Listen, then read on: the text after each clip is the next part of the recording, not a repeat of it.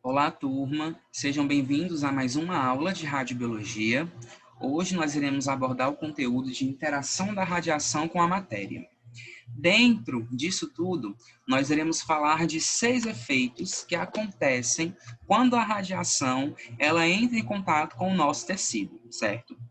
Antes de falar dessa interação da radiação com o tecido, nós vamos precisar entender alguns conceitos que antecedem esse processo, como ionização, excitação e ativação. Para falar desses efeitos, dessa interação com a matéria, a gente vai denominar isso através de 3 efeitos: o efeito fotoelétrico, o efeito Compton e o efeito de produção de pares. E ao final dessa interação, a gente vai estar vendo as formas e tipos de radiação que podem acontecer dentro do organismo.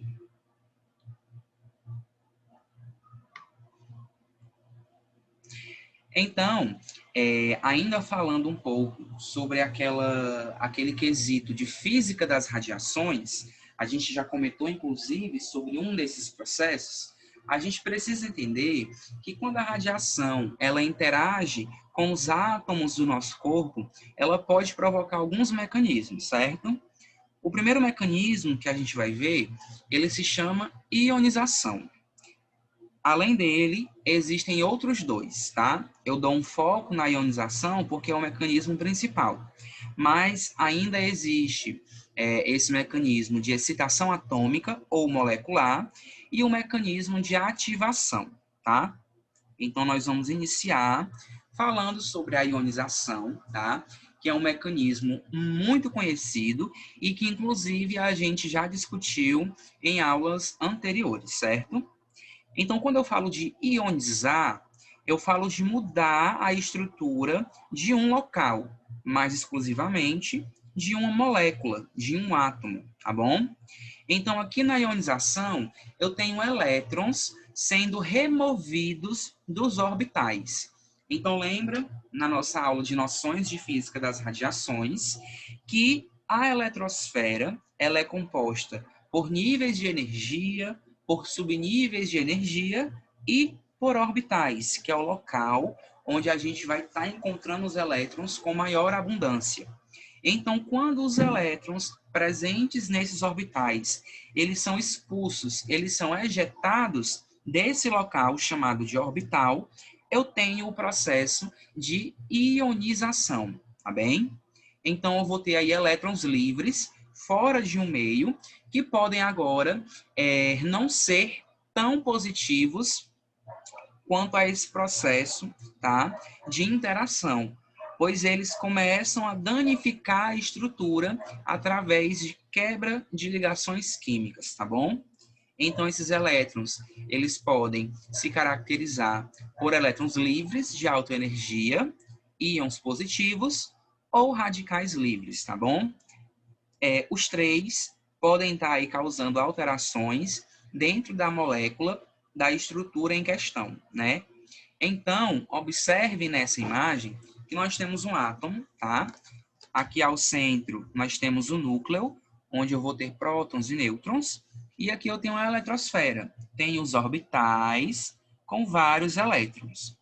Quando uma energia ela invade esse átomo, quando essa energia entra em contato com a eletrosfera, eu vou ter, certo, esse elétron sendo ejetado do orbital da eletrosfera. É claro que essa energia que vai interagir com esse elétron, ela pode depositar um pouco da sua energia nesse elétron e ele vai sair aí da eletrosfera em algum sentido, tá bom? Então, o que é que acontece? Esse elétron que é expulso, ele vai deixar um espaço, tá? Nessa eletrosfera. E esse espaço ele pode ser ocupado por um outro elétron, tá bom?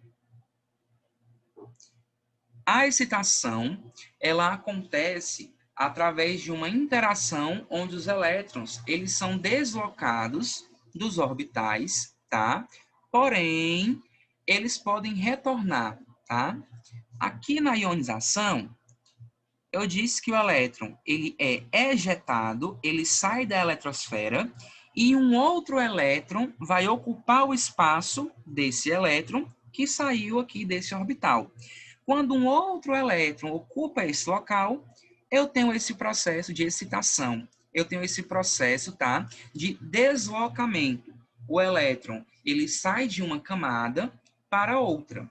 Quando ele chega nessa nova camada, que possui um espaço, que é o espaço do elétron que foi ejetado, eu tenho a emissão de energia, porém essa energia agora, ela acontece em forma de luz, ou seja, eu tenho ali agora um fóton, tá bom? Ou eu tenho o que nós denominamos de raio-x característicos, tá bom? Ou seja, aquele raio-x que é produzido a partir do momento em que um elétron ele é ejetado da eletrosfera e quando um outro elétron de uma camada mais externa ocupa esse espaço, a diferença de energia vai fazer com que haja ali a emissão de raios-x característicos, tá bom?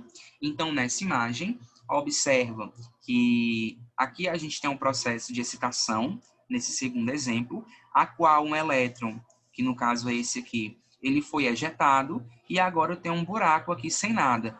Quando esse elétron de um orbital mais externo ocupar o lugar desse elétron que foi ejetado, eu vou ter a emissão ali de um fóton ou de um raio-x característico.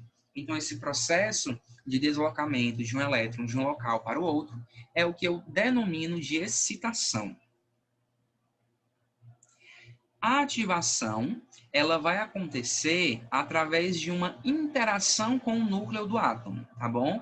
Porém, a gente não deixa aí de ter um mecanismo que também acontece ali na eletrosfera. Eu tenho uma radiação, certo? Que ela vai interagir com o núcleo. Lembra que no núcleo eu tenho prótons e eu tenho nêutrons. O próton de carga positiva e o nêutron de carga nula. Qualquer radiação, qualquer energia que se aproxima do núcleo, ela vai ter uma determinada interação pela diferenciação de energia. Quando uma radiação ela interage diretamente com esse núcleo, ela vai tornar esse núcleo instável, ou seja, radioativo. Ele vai ser um núcleo emissor de radiação, pois ele vai ganhar energia dessa radiação que interagiu com ele. Então, esse núcleo ele vai começar a emitir o excesso de radiação que antes não existia naquele local. Então, o núcleo ele foi ativado, certo? Ou seja, agora ele vai ter também a possibilidade de emitir radiação, porque houve uma interação de uma radiação aí primária com esse núcleo, tá bem? E aí, quando a gente fala de radiação eletromagnética, dentro desses estudos de radiobiologia, a gente tem um enfoque maior dentro da radiação X e dentro da radiação gama, que são radiações aí que a gente encontra com a maior facilidade dentro do radiodiagnóstico, tá bom? Então, o que é que vai acontecer? Quando eu falar dessa interação da radiação eletromagnética com a matéria, eu vou ter 3 modos principais de interação. Eu tenho o que eu chamo de efeito fotoelétrico, efeito Compton e produção de pares, tá bom? Vamos dar início agora a falar do que seria esse efeito fotoelétrico, tá bom?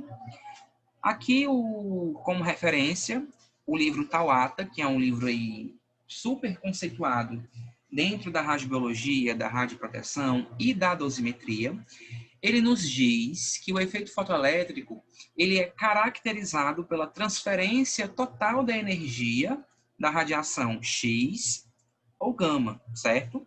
Então, a radiação ela transfere a sua energia por total. Com isso, ela vai deixar de existir. Essa transferência de energia acontece a um elétron de um determinado orbital, certo? E esse elétron ele vai ser retirado, tá, da eletrosfera. Eu vou ter aqui também o processo de ionização. Então, o que é que acontece, gente? Uma radiação X ou gama, certo? Que a gente pode estar caracterizando aqui, certo?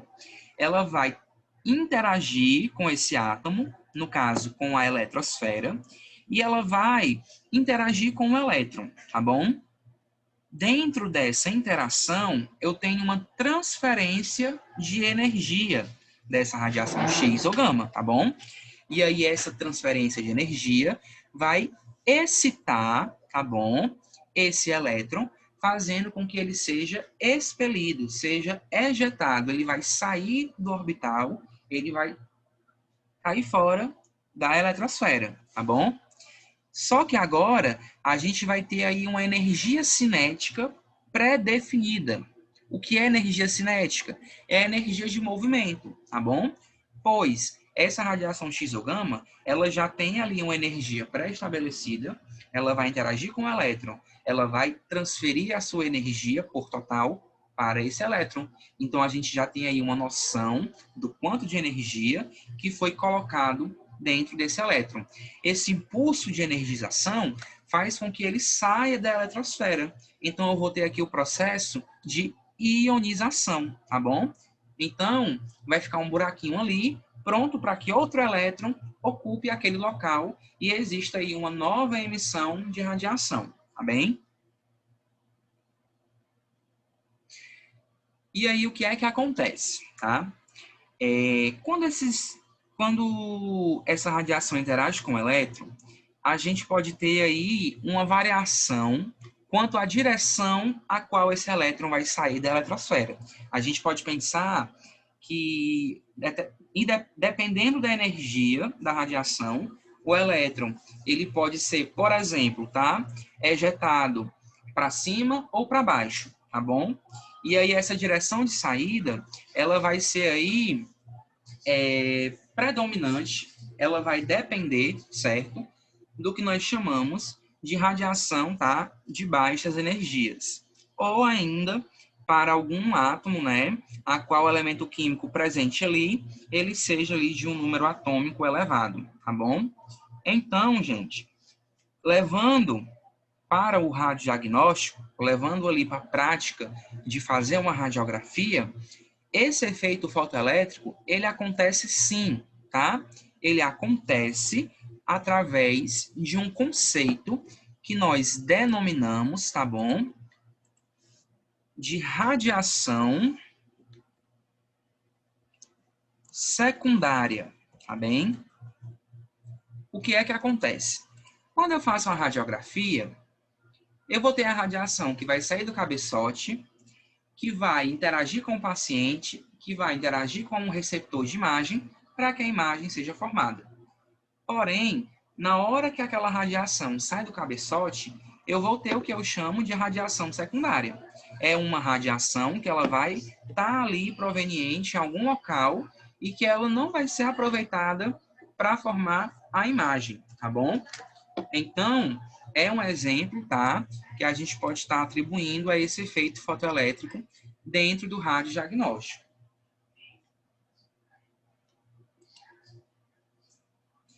Então, aqui, certo, a gente vai ter um fóton, uma radiação X ou uma radiação gama interagindo com a minha eletrosfera.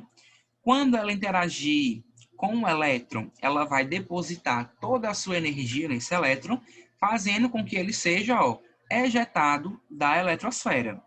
Depois que ele é ejetado, depois que ele sai com uma energia cinética definida, um elétron de um orbital mais externo, ele vai ocupar o local desse elétron.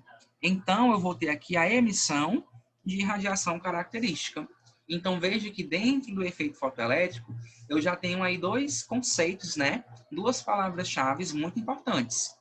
Radiação secundária e radiação característica.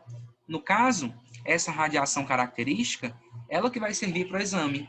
Esse fóton-elétron aqui é a radiação secundária que a gente está falando, tá bem? Ou seja, a radiação aí que não vai ser aproveitada para esse exame e que pode até trazer danos aí para a imagem, por exemplo, tá bom?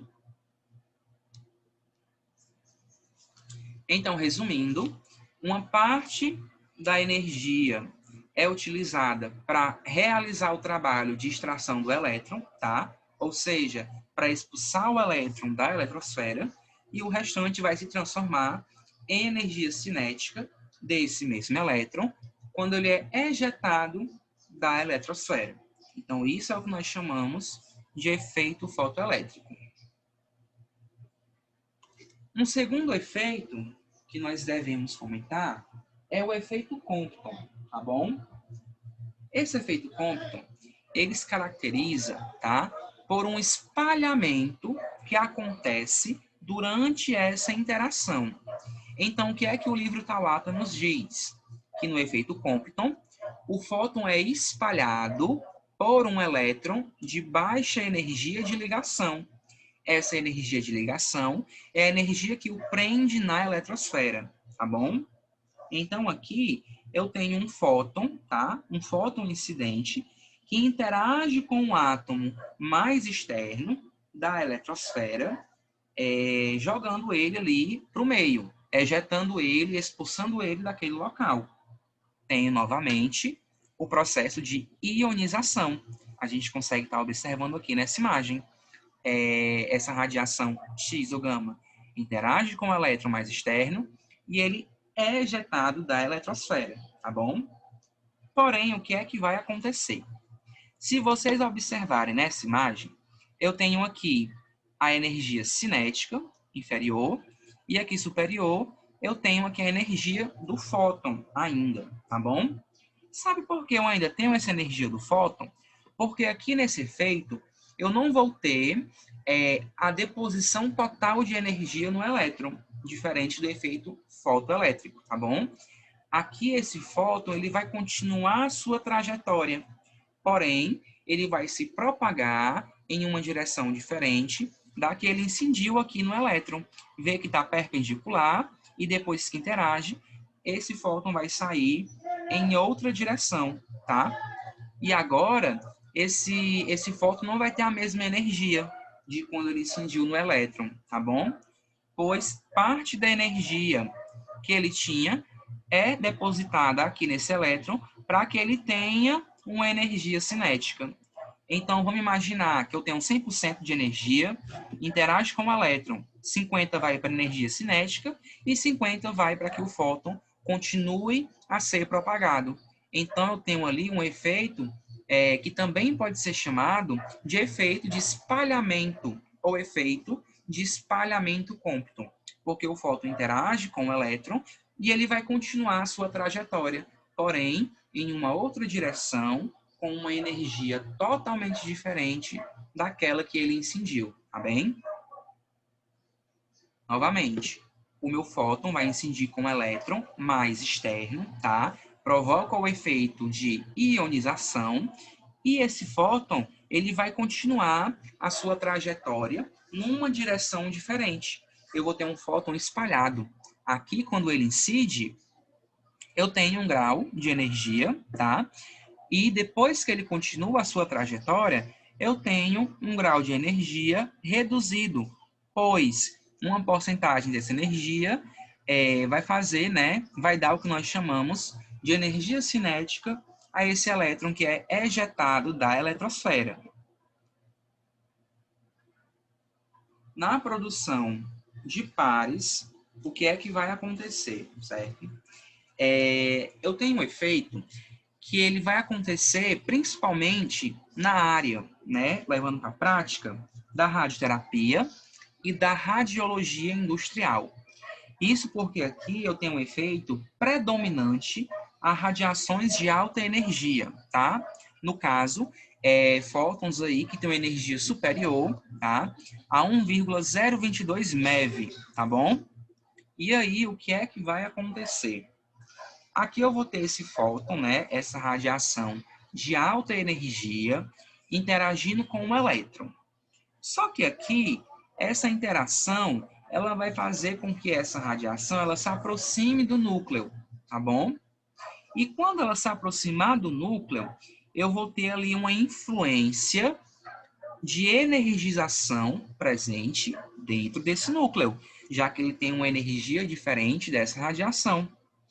Quando esse fóton, quando essa radiação interagir com esse núcleo, o meu fóton ele vai desaparecer, certo?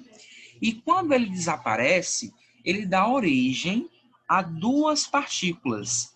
Uma partícula positiva, como vocês conseguem ver aqui nessa imagem, e uma partícula negativa, tá bom? Ou seja, eu tenho a formação de um par de partículas. Essa partícula positiva é o que nós chamamos de pósitron, tá bem? E essa partícula negativa é o que nós chamamos de elétron. Então, o meu fóton, ele interage com o núcleo e a diferença de energia existente entre ele e o núcleo, tá? Vai fazer com que esse fóton desapareça, dando origem a duas partículas, o pósitron e o elétron.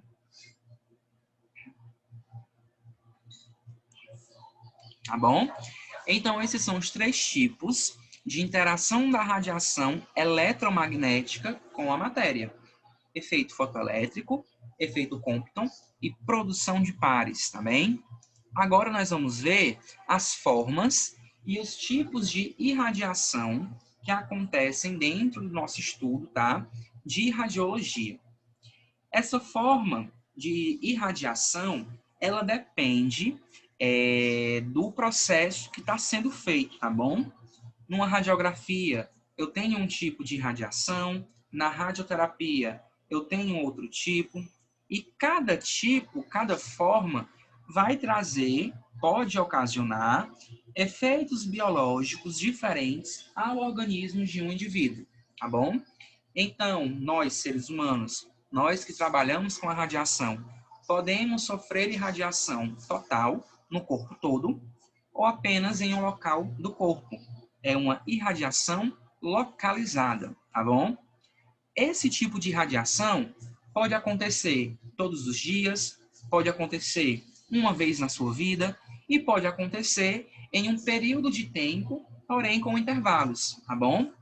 E aí, dentro dessas características, a gente vai estar vendo aí o que é uma exposição única, o que é uma exposição fracionada e o que é uma exposição periódica, tá bom? E aí a gente vai estar citando alguns exemplos dentro do radiodiagnóstico. Aqueles efeitos que a gente viu anteriormente acontecem, tá? Dentro dessas exposições que a gente vai estar vendo agora. A primeira exposição que eu trago para vocês é a exposição única, tá bom? Ou seja, pacientes cotidianos que estão nas filas de hospitais públicos e privados esperando para fazer um exame, tá? Vão sofrer uma única exposição à radiação naquele momento. Então, aqui, esse tipo de exposição pode acontecer dentro dos exames radiológicos, como o exame de tomografia ou um exame de mamografia. Um paciente não vai chegar todo santo dia para fazer um exame de tomografia, tá? Vai uma vez, dependendo da indicação do exame. A mesma forma acontece na mamografia. A mulher não vai fazer a mamografia todo mês, todo dia, tá? Existe aí um prazo de tempo, existe aí as indicações de idade para que esse exame seja realizado. Então, quando o paciente ele sofre a irradiação apenas uma vez, nós denominamos isso de exposição única. Como exemplo, a gente vai ter aqui a tomografia e a mamografia. O raio-x também entra dentro dessa classificação, tá bom? A exposição fracionada, ela vai acontecer principalmente dentro da radioterapia. Quando o paciente ele vai tratar um câncer, ele não vai receber uma dose de radiação uma única vez para que aquele tumor ele morra. Jamais. Esse tratamento ele é dividido em dias para que o paciente ele tenha doses fracionadas durante o seu tratamento, tá bom? Então, dentro da radioterapia, nós temos essas exposições fracionadas, onde a dose de radiação ela é distribuída em diversos dias, tá? Por motivos aí de saúde e por motivos maiores para que se tenha um tratamento eficaz, tá bom? Exposição periódica, tá? Somos nós, profissionais, que estamos mais expostos a esse tipo de exposição, que estamos continuamente entrando em contato com a radiação. Existe uma área da radiologia chamada de medicina nuclear, tá? Onde existe a manipulação de fontes radioativas, de material radioativo. Ou seja, o que é que isso significa? Esse material, ele emite radiação continuamente. Ele não vai parar de emitir. Quer dizer, ele tem um tempo, tá? Onde ele vai ficar emitindo a sua radiação e com o tempo vai diminuir. Mas não tem um botão que eu vou lá e aperto a fim de que esse material, de que essa fonte, pare de liberar a sua energia. Ela vai estar liberando constantemente. Então, pessoas que trabalham em instalações nucleares ou com medicina nuclear, elas podem sofrer esse tipo de exposição, certo? Por conta do contato direto que elas terão com essas fontes radioativas. Essas fontes, tá? Podem ser utilizadas em tratamentos de pacientes que têm algum problema, como câncer, por exemplo, ou podem participar de processos industriais, tá? Como irradiação de alimentos, por exemplo.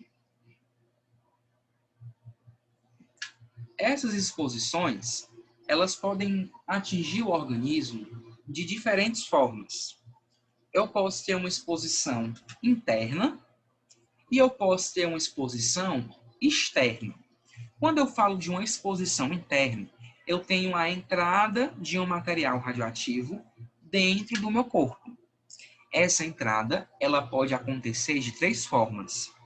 Eu posso ter através de uma inalação, através de uma ingestão ou através do contato com um orifício. No caso, essa inalação ela pode acontecer através de gases ou de vapores radioativos e a ingestão acontece por via oral. E essa exposição através de orifícios, a gente tem como exemplo a pele ferida, né? Que tem ali a entrada para qualquer tipo de organismo, inclusive para algum material radioativo, tá? Então, quando essa exposição interna, tá? Quando acontece, na verdade, essa exposição interna, a fonte radioativa, ela vai interagir com os sistemas biológicos do corpo. Aqui a gente tem, por exemplo, a inalação. Vê que a inalação, ela vai atingir principalmente o sistema respiratório, os pulmões. Lá nos pulmões acontece a troca gasosa, né? Onde o alvéolo manda gás carbônico para o capilar, onde passa sangue, e o capilar manda oxigênio para aquele alvéolo. Então, o fluido extracelular, o sangue, também vai ter ali uma contaminação por essa radiação. E o sangue, gente, ele vai passar por várias áreas do corpo. Então, locais como o fígado e como o rim também vão ter ali, também vão ter essa exposição, tá? Agora, se eu estivesse falando de uma ingestão por via oral, essa fonte atingiria principalmente o sistema, né, gastrointestinal. E aí a gente poderia ter ali danos na mucosa do estômago, dos intestinos, porém, a gente também teria ali a eliminação através das fezes. E tomando o que eu estava falando, quando existe essa inalação, certo?